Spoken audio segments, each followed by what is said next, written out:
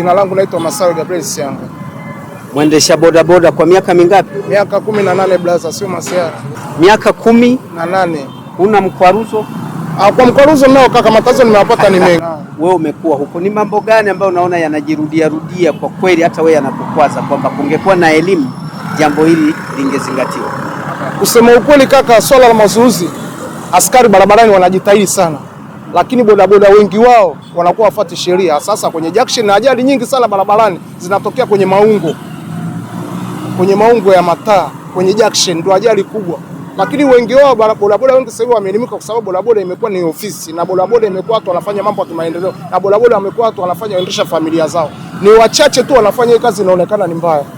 Lakini hapo kama mtu unatembea barabarani, umekata LATRA, una leseni, ukimwona askari mbele huwezi kudauti, lazima unasimama. Askari akikusimamisha unasimama, anakukagua uko vizuri, unaondoka. Lakini wenzetu na wengine akisimamishwa na askari amsikilizi, anadauti mbio, anapokimbia mbio ndo mbele anakutana na gari, anapata accident, anafariki. Unawaambiaje sasa mfano wale wengine makundi maalum? Nyesi huwa mnawapita, ni mlemavu, watoto wa shule, huwa unasimama wewe?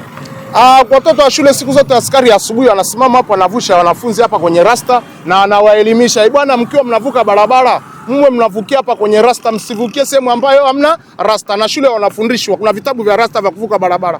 Mmesikia wanangu? Ndio mama, tumekusikia. Mmesikia mwanangu? Ndio baba, tumekusikia. Wanavuka kwenye rasta. Akishapata hiyo elimu mara 2 mara 3, haina maana kesho mtoto unamkuta mara kibao. Mimi nawavusha watoto hapa, unamkuta mtoto yuko peke yake.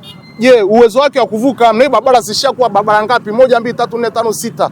Kwa ina maana ule mtoto upeo wake unakuwa ni mdogo. Kwa inabidi unamsaidia. Ukishamsaidia kumvusha na then unavuka na unaendelea mambo yako.